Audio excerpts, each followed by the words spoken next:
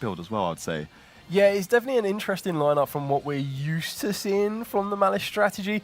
It's also quite funny as well, because when we came into this event, a lot of people would have expected that these two decks, MITSURUGI's and MALISS, would have kind of fallen off and would not have been sitting at these last two tables. As you mentioned as well, usually at the start of a tournament like this, any big event, you kind of go, what deck do you think is going to win? But you actually said to me, I think Josh Kelly is going to be one of these ones.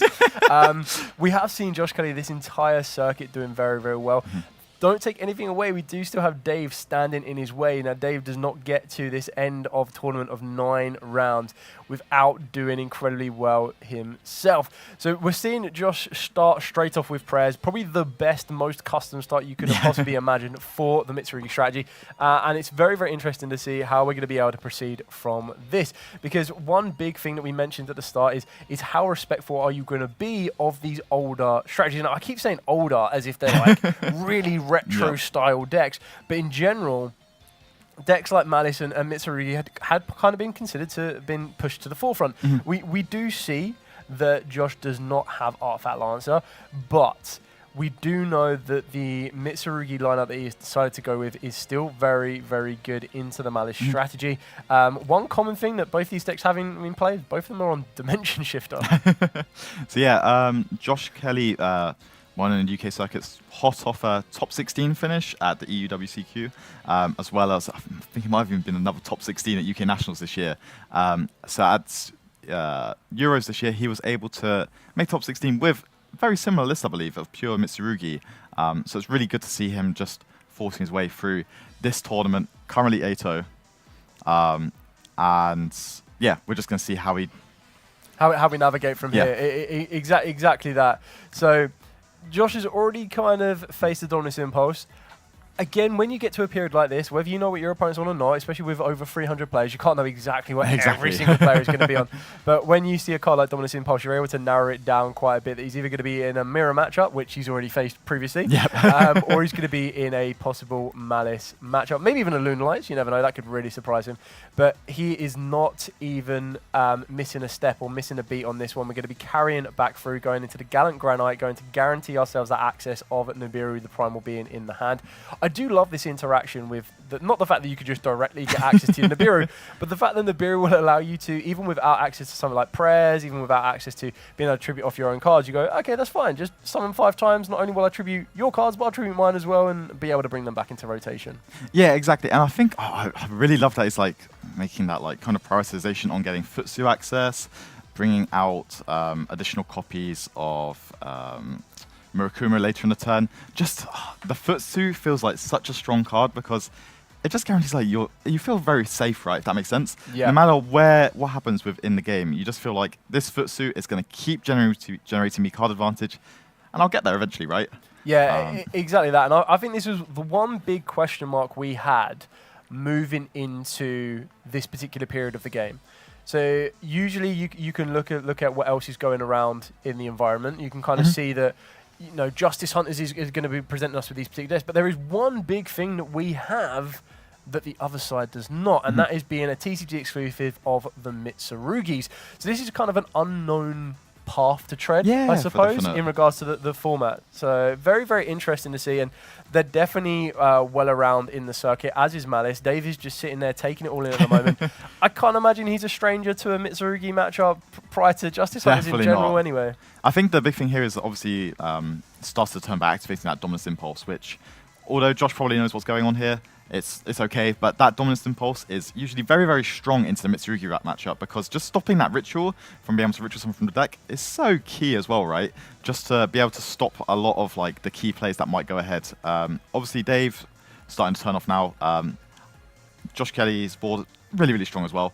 Already got the Futsu and the Murakuma set up, so even if something like Nibiru the Primal Being comes down, still getting so much advantage, right? Yeah, exactly that. And taking a quick peek into Dave's hand, it looks like there is a Gold Sarcophagus, a Cyverse Wizard, followed up by a Book of Eclipse. Not so great in this particular matchup. I believe he drew a White Rabbit for turn. And then one other unknown spell card, which I believe looks like a Drill Tactics Frost. I believe you're right there. And I think I really like how you start this turn. I think the Book of Eclipse is actually going to be really, really strong here, just because, although, yeah, you've got the IP Masquerena to like try towards the link play, right? I think the Book of Eclipse being able to kind of set the Futsu face down is really, really strong, and it kind of makes Josh have to go into some like maybe more awkward lines, if that makes sense, to try and generate the advantage there. Yeah, one other very niche interaction of this Book of Eclipse, which I can't imagine is going to provide Dave with much advantage, but it's one thing that a lot of people do forget, is that Nibiru can only tribute face-up monsters. Yeah. So if there was a world in where Book of Eclipse could flip down his own monsters during a Nibiru phase, that would never really be entering the... wouldn't really cause much of an issue. But we are going to be trading off this Book of Eclipse. Now, this is the one big difference as well, is that being able to tribute cards as cost is the big difference between still being able to, you know, utilize your fusion materials, utilize your tribute materials, and everything else in between. Being able to back this up with a Triple Tactics Thrust, what we've traded here is we have traded the ability with the Book of Eclipse for the ability of being able to use IP Masquerade at this exact moment in time. Because if that changes and Josh is able to provide another monster to the field, then IP is back online. As it stands right now, IP isn't that fretful to Dave's ability. No, for definite. It's just really... what does Dave decide to take off of this Thrust? Is it going to be the talents? Is it going to be maybe another engine type card? Obviously, having not committed the normal summon to the turn yet, we'll see how it's going to go. Obviously, the talents here, most likely look at hand, I'm going to guess. Maybe take control. If it's taking control, that's pretty big for Josh, in all fairness. But, okay, going to take the Murakumo here. Interesting we take control of a face-down monster here. Yep. Because... Dave's not really going to be able to get rid of that. Ooh, okay, we'll flip up our own Makumo. I mean, taking the IP would have been quite interesting, because then you IP, and then all you need to do is get one monster to the field, and you jump straight into one of your link-free Malice monsters. So Norman down the White Rabbit, probably the best one you could ask for a normal summon, next to Dormouse. But I do like the fact of the White Rabbit is it gives you access to one of your track cards straight away.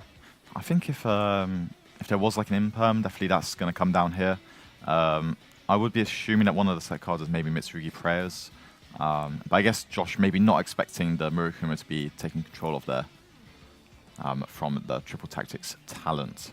And I guess that the Murakumo also like poses a threat, right? Because it's going to also force Josh to discard one of his cards from his hand, which maybe he doesn't want to do. Yeah, it is a very kind of interesting position to be in, because number one, I can't imagine Dave is going to want to link off that Murakumo anytime soon. We do have one zone locked down with our own Chessy Cat. We're working our way through. We're kind of limiting ourselves to the amount of extends. We do know, I believe there's still a wizard in Dave's hand as well, so that's going to allow him to extend that bit more.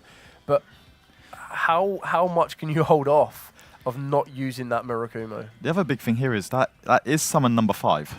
Yes. As well, so we cannot forget. And then obviously the Murakumo will be tributed. Which such a good card. I love Murakumo so much. And just how it can make some of these matchups just kind of scary, right? To play into. So the Magatama here, is it going to be used to ritual summon, or is it going to be used to tribute? That's what we've got to see from Josh here. Looks like we're going for the tribute, which is good, because we're going to get the ritual summon. Ooh, okay, he's our second Murakumo.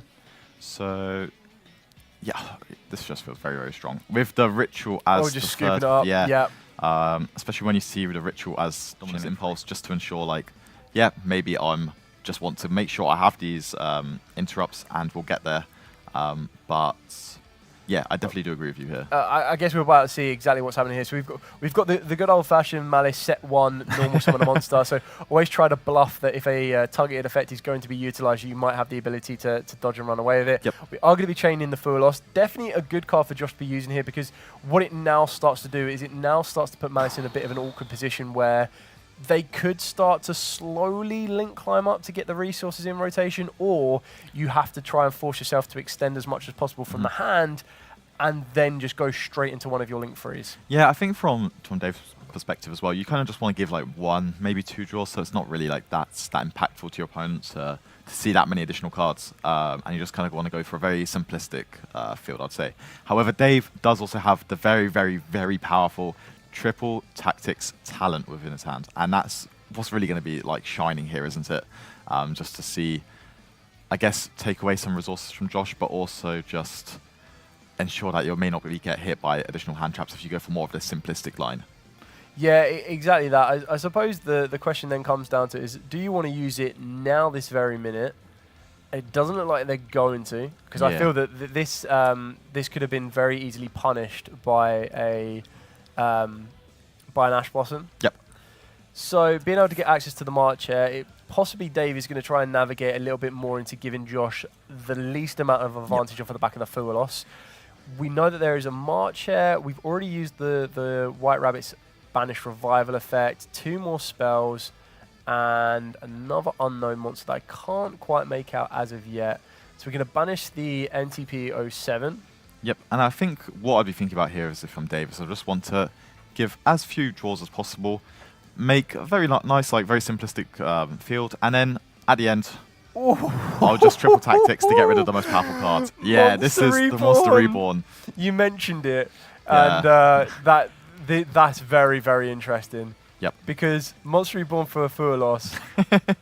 I assume we're going into the red. Go straight into Heart's Cryptar, not even skip a beat. Josh, there you go. You can have 1. Now, do you Triple Tactic Talents and take a look at the advantage that Josh may have? Yeah, he knows exactly what he's doing. Straight to the hand. Wow, okay.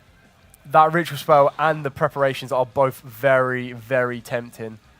Yeah, I'm not really sure what you take here. I think it's very hard to say depending on what the last card in Dave's hand is. But if it's not Ash Blossom Joy Spring, I think you just have to take that Ritual straight away, because Ritual, Murakumo, it's what we're talking about all day. It's just such a stellar way to start your turn if you're Josh and the Mitsurugi strategy, that even if you the pre-preparation of rights, it does a very similar sort of course of action, but it's not the exact same, right? That's what I'd be thinking about here. Yeah, exactly that. I think a little bit more room to interrupt, isn't there? Dave's having a very big think about this, because there are those 2 cards in combination you don't want to see in the hand. Yeah. It really does provide you with a bit of dilemma, and even trying to navigate through the next turn on this one for Dave. So we've got the GWC. Yep. If he decides to activate the GWC now, you're not really going to get a huge amount of advantage. It looks like we've gone for the preparation. If you save the GWC for the next turn, you bring back the white rabbit, and you're going to want to reset or try and get access to the MTP-07. That's ideally what you're trying to do here. So you're going to need to trade your Heart's Cryptor first to get the MTP-07 back into the deck, to then trade your GWC to get your white rabbit to get you access to your GWC. And it looks like it's past the turnover, and this, I don't know, this just feels devastating if you're Dave here. Obviously, can't commit too many cards into that Full Loss, and I think the play was correct there from Dave's side as well, just with what you're working with there. Yeah, but I Ritual Murakumo, it's just too powerful. Yeah, exactly that. I think we're going to be seeing a lot of resource being recouped here from Josh. The Murakumo is going to try and